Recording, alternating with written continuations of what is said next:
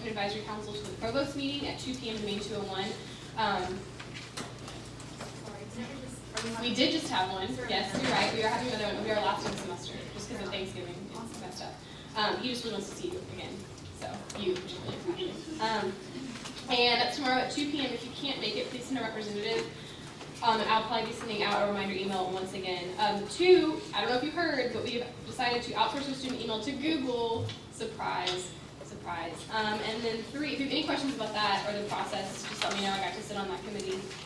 And then three, Thanks Day was yesterday. I want to congratulate all the councils and Senate members. It was a huge success.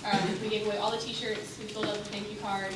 And I know a lot of councils had a lot of successful events. So thank you for that. And with that, we'll move on to, again, back to Allie Smith.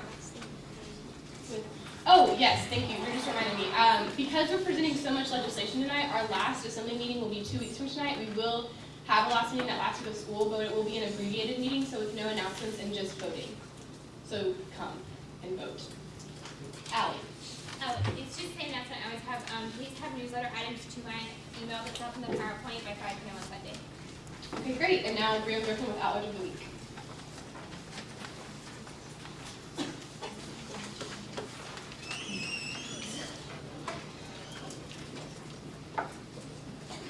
All right, this week's At-Large of the Week is Billy Jew. Will you stand up so we can applaud you?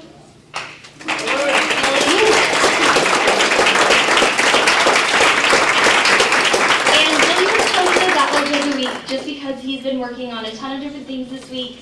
Some of them include CTBAC. He's on the CTBAC ad hoc committee. He has been meeting with the Dean of the School of Undergraduate Studies, working with them on a bunch of different things. He's always in the Senate office, and he's always just working hard. And the thing about Billy that really stands out is he has a quiet leadership that speaks volumes. And I think that's something that we all can learn from him. So congratulations.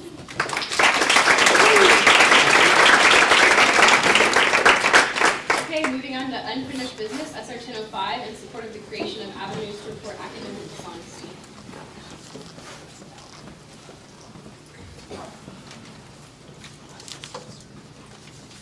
Hey Senate, my name is Austin Gunner. I'm co-chair of the Students for Academic Integrity, and up here is our committee, Charles Bailey, the other co-chair, Samantha, Sam, and Jake Schiff. Before we get started tonight, just wanted to thank you all for your participation at the last assembly meeting. We got a lot of great feedback, and this past week I wanted to note a couple people in their councils who kind of went the extra mile. Jeff Stevens, who came to our meeting last Thursday from Undergraduate Business Council, gave us a lot of good advice and feedback on our legislation. Liberal Arts Council, thanks for letting Sam, Samantha, and Charles come to your meeting and present. And Phil from GPAC. Yeah, did you get my email earlier? Sorry, I got back to you a little bit late, but okay, yeah, thank you for your concerns as well. We thought the best way to maybe address this, our second presentation, was to do kind of a Q&A, or frequently asked questions, if you will, with answers. So we'll just get started. So one of the concerns that was brought to our attention last week is, will a professor be notified when SJS receives like a report from a student from his or her classroom? And we said yes. We actually resolved statement on line 100. You can view that for yourself if you'd like. But the reasoning behind that is, yeah, a professor needs to be aware of what's happening in their classroom. But we'd also like to emphasize that as soon as SJS receives that report, it's very likely that the first step they're going to take is to contact the professor of that classroom and say, hey, do you know we received this report? Are you aware of this problem that's maybe been happening in your classroom? How are you handling it? So it's likely that SJS would already be contacting the professor, but we decided to include that. So. Hi everyone, and so how big a problem is it, and what's SJS doing? Are they forcing the professors to report? Apparently not. As they say on their website, while you might wish to resolve, they're saying to the professors, while the professors might wish to resolve the matter informally, it is still highly important that you report the incident to SJS through a faculty referral or a faculty disposition. As SJS maintains student records for disciplinary infractions, your reporting of the incident ensures A, that a student does not commit multiple instances of academic dishonesty without any university record, and B, that a more severe sanction is issued if this is not the student's first violation of this nature.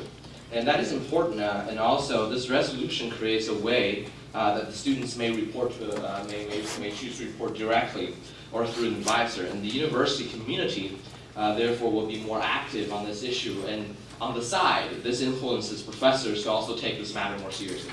Professors are usually the ones wanting academic integrity, but this time the students are taking action ourselves. And this resolution, I firmly believe, will encourage the professors to up their game because kind of we're showing that we're doing our part. Could you flip to the next slide? So the faculty, that is already the next slide. So the faculty plays such a important and impactful role. So why don't we just make them, report, right? Since they are supposed to witness all the instances in their classroom.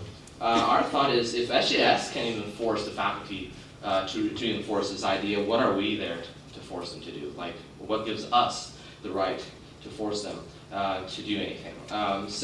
Our goal is not to kind of bypass the professors and take ownership away from them. It is rather we're here to exercise our duty, to the Honor Code. And the Honor Code states that the values of the University of Texas at Austin are learning, discovery, freedom, leadership, individual opportunity, and responsibility. And each member of the university, not just professors or SJS, is expected to uphold these values. Therefore, each member can exercise the duty to the Honor Code, and this helps the students do that. And at the same time, on the side, it encourages faculty to become more responsible when their students in the classroom. When their students in the classroom are active, they're likely to be more active as well. But at the same time, we're not forcing them to do so. And so it is the classic, what I call kind of show and tell, and I think it works better than going to the faculty council and recommending that they do A, B, and C because they're likely just not going to ignore it. But if it does come from us, and if it does come from SJS, I think it would be more effective. And actually, further along the second point that Jinxian addressed, this committee in the past, before my time, has passed legislation through the Senate that's asked for higher offices in the administration to mandate that professors, include the Honor Code and a statement about academic integrity on their syllabus. But really, you can't make the professors do much of anything. So, so we just want to encourage them to promote academic integrity, but not force them to.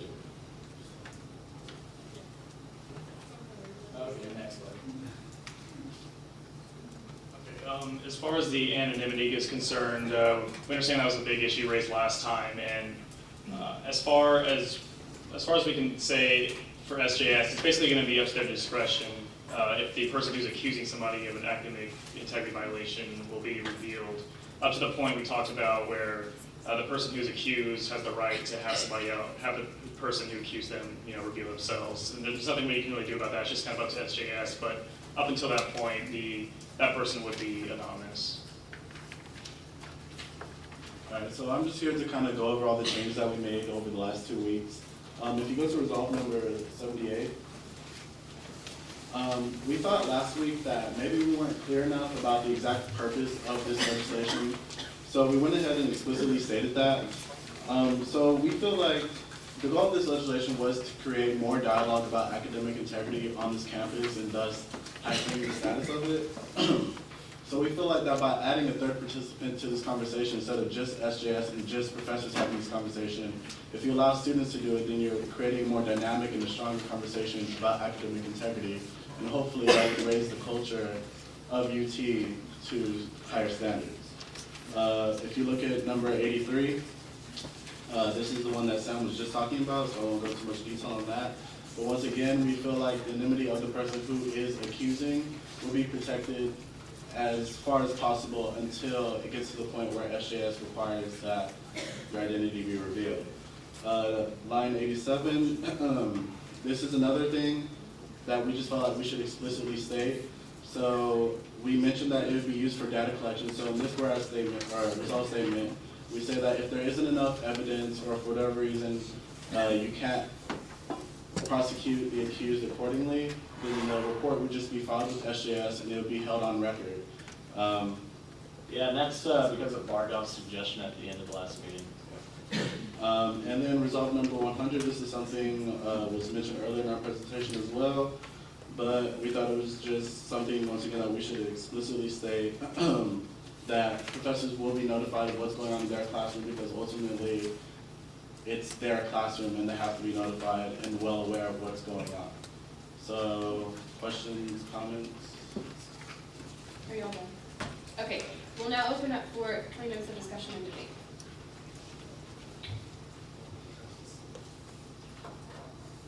So I received the email, and the main issue is that is there a timeline between the initial incident and the reporting, because I was told it wasn't explicitly stated. So through our email, you said we talked about the time from the incident happened until the grade is given back. And I think that is the best idea, a great idea, because that allows, or it does not allow for people to see, oh, you have a better grade, then I'll report you for or cheating or whatever. And so that just eliminates the information. Okay, so are you proposing a friendly Yes, amendment? I'm proposing a friendly amendment to have a timeline of this from the time of the incident until the time that the grade is given back to the students. Okay, so a student has to report to SJS within that time frame. Otherwise, it's, I guess, whatever they witness is void. Okay. Okay, so to make a formal friendly amendment, you'll need to drop some language, and then they'll need to accept it. Yeah, so, do you want to draft that language? Yes. Okay. While he's doing that, are there any other, Yeah, thank you for that, by the way. Barbara? Yeah, so one, I'm really glad that you incorporated a lot of the changes we talked about. Thank you for that. I think Business Council, when we took this legislation to them, their main concern was still that it seems that this is being written by Students for Academic Integrity, which is written with a very positive intent. But a lot of what they were unsure about is the effect of this on SJS, because this is ultimately legislation that affects their pipeline of cases. So for example, you're opening up the ability to report cheating to 50,000 new participants and agents who all can use that pipeline to access SJS now. So once again, we really appreciate the changes, but the biggest concerns are right now, like what's the coordination with SJS in terms of this legislation affecting how they prosecute, how many cases they can take, how many staff they have to have on board in order to handle the increase in capacity. And I understand that it's also mainly for the purposes of data collection, but these were just some of the concerns. Yeah, I mean, those are very legitimate concerns, but we feel like as students, when legislation is passed in this assembly, it's up to the administration to take what the councils say and go forth with that. So, yeah, we think that this legislation, you know, it may have a negative impact on the SJS office, but it'll have a positive impact overall on the university community. And so just a follow-up on that, I think part of the ambiguity or uncertainty that council had was necessarily, do you understand what type of cost this might be imposing on the SJS system? It might be good for SJS, but it might be coming out of the student tuition pocket, right? So let's say that currently, I don't know how many faculty we have, but currently there are probably like less than 1,000 cases of cheating being reported every year. I don't know if that's true. It's around that. Around that, perfect. If you open up the pipeline, 50,000 students in classes where there are often 400 people taking tests at a time, and one student might report multiple cases of cheating, that 1,000 cases could easily become 10,000. And what are the effects of that on the cost that we're going to have to incur as a university?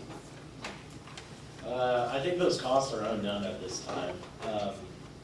Yeah, there's not much over. There's really no way that we can know the specifics of what, like, the repercussions of this would have, like, monetarily or, you know, just building up staff. But once again, to really what Austin was